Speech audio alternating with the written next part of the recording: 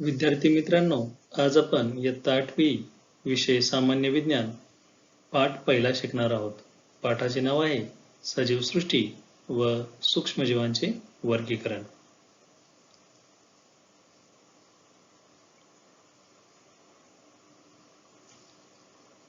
मी श्री मारुती दत्तात्रय दरेकर. सजीवसृष्टी व सूक्ष्मजीवांचे वर्गीकरण. मित्रांनो, मागील इयत्तेत आपण पाहिले आहे भौगोलिक प्रदेश, अन्नग्रहण, संरक्षण अशा विविध कारणांनी पृथ्वीवरील सजीवात अनुकूलन झालेले आढळते. अनुकूलन साधताना एका जातीच्या सजीवातील विविध बदल झालेले दिसतात. 2011च्या गणनेनुसार पृथ्वीवरील जमीन व समुद्र यामधील सर्व सजीव मिळून सुमारे 87 दशलक्ष जाती ज्ञात आहेत. एवढ्या प्रचंड संख्येने असणाऱ्या सजीवांचा अभ्यास करण्यासाठी त्यांची गटात विभागणी व्हायला हवी अशी गरज भासली. सजीवातील साम्य व फरक लक्षात घेऊन त्यांचे गट व उपगट करण्यात आले. सजीवांचे गट व उपगट बनवण्याच्या या प्रक्रियेलाच जैविक वर्गीकरण असे म्हणतात.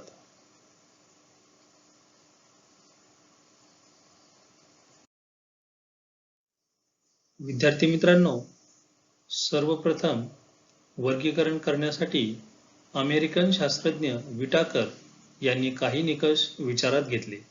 ते याप्रमाणे. पहिला निकष आहे पेशीची जटिलता. त्यामध्ये आदिकेंद्रकी आणि दुष्यकेंद्रकी असे दोन घटक येतात. दुसरा निकष आहे सजीवांचा प्रकार. सजीव एकपेशी आहेत किंवा बहुपेशी आहेत. तिसरा निकष आहे पोषणाचा प्रकार.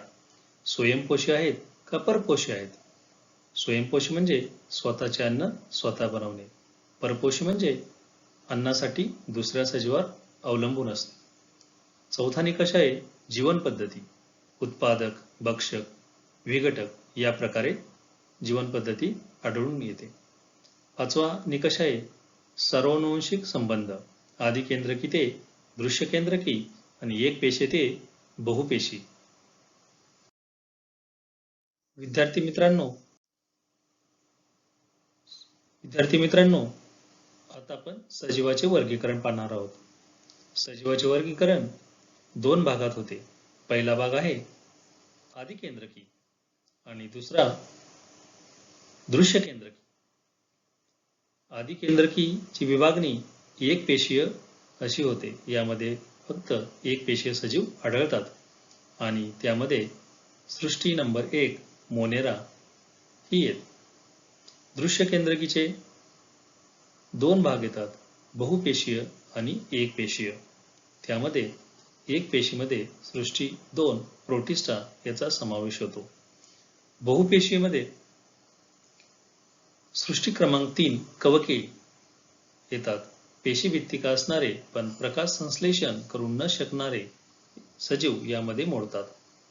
सृष्टी क्रमांक 4 वनस्पती यामध्ये पेशीभित्तिका असणारे पण प्रकाश संश्लेषण करू शकणारे सजीव येतात. सर्वात शेवटी सृष्टी क्रमांक 5 प्राणी यामध्ये पेशीभित्तिका नसणारे सजीव मोडतात. विद्यार्थी मित्रांनो, सृष्टी 1 मोनेरा यातील सजीवांची लक्षणे आपण पाहूया. पहिलं लक्षण आहे या प्रकारातील सर्व सजीव हे एकपेशी असतात, म्हणजे एकाच पेशीने बनलेले असतात. हे सजीव स्वयंपोषी किंवा परपोषी असतात. स्वतःचे अन्न स्वतः बनवतात, तर काही अन्नासाठी दुसऱ्यावर अवलंबून असतात. तिसरं लक्षण आहे या सजीवांमध्ये आदिकेंद्रकी असून पटलबद्ध केंद्रक किंवा पेशी अंगके नसतात. मोनेरा सृष्टीतील विविध सजीव तुम्ही चित्रामध्ये पाहत आहात. त्यामध्ये साल्मोनेला टायफी, स्टाफिलोकोकस, क्लोस्ट्रिडियम या प्रकारचे सजीव मोडतात. आता आपण सृष्टी क्रमांक 2 प्रोटिस्टा या सृष्टीतील सजीवांची लक्षणे पाहणार आहोत. पहिले लक्षण आहे यामध्ये अमिबा, युग्लिना, पॅरामेशियम, व्हॉल्वॅक्स या प्रकारचे सजीव येतात. या सजीवांची लक्षणे आहेत. एक पेशी असून त्यामध्ये पेशीपटल आणि केंद्रक स्पष्ट प्रकारे दिसते. प्रचलनासाठी छदमपाद किंवा रोमके किंवा कशाभिका असतात. प्रचलनासाठी अमिबामध्ये छदमपाद हा अवयवाचा उपयोग होतो. रोमके आणि कशाभिका म्हणजे पटलावरती केसासारखे भाग असतात त्याचाही सजीव हालचालीसाठी उपयोग करतात. तिसरं लक्षण आहे प्रोटिस्टा सृष्टीतील काही सजीव स्वयंपोषी असतात. उदाहरणार्थ युग्लिना ऑल्वॅक्स पेशीत हरितलवके असतात. हरितलवके सूर्यप्रकाशाच्या मदतीने स्वतःचे अन्न स्वतः तयार करण्याची प्रोसेस यामध्ये होत असते. त्यांना स्वयंपोषी सजीव म्हणतात. चौथे लक्षण आहे या सृष्टीतील काही सजीव हे परपोषी असतात. म्हणजेच या सजीवांच्या पेशीमध्ये हरितलवके आढळून येत नाहीत. स्वतःचे अन्न स्वतः तयार करू शकत नाहीत. उदाहरणार्थ अमिबा, पॅरामेशियम अँड प्लास्मोडियम इत्यादी सजीव यामध्ये येतात. सृष्टी 3 कवके या सृष्टीतील सजीवांची लक्षणे पाहणार आहोत.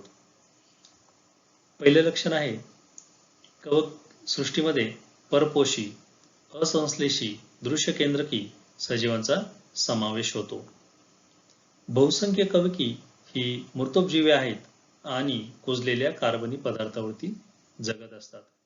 अन्न मिळवण्यासाठी ते कुजलेल्या पदार्थावरती जगण्याची धडपड करतात.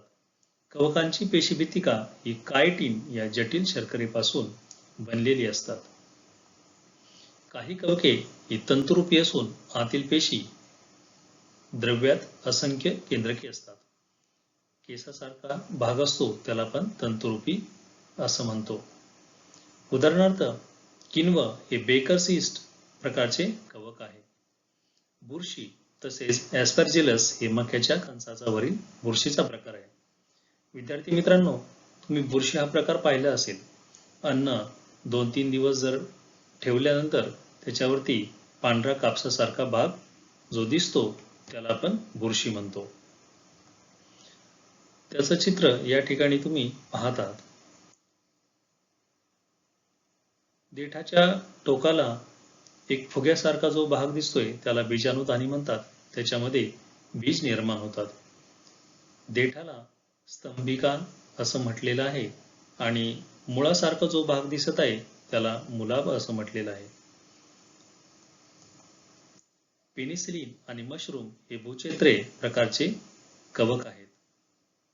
विद्यार्थी मित्रांनो, आजचा भाग तुम्हाला नक्कीच समजलेला असेल आशा करूया आणि पुन्हा आपण दुसऱ्या एका लेक्चरमध्ये तासिकेमध्ये भेटणार आहोत. धन्यवाद.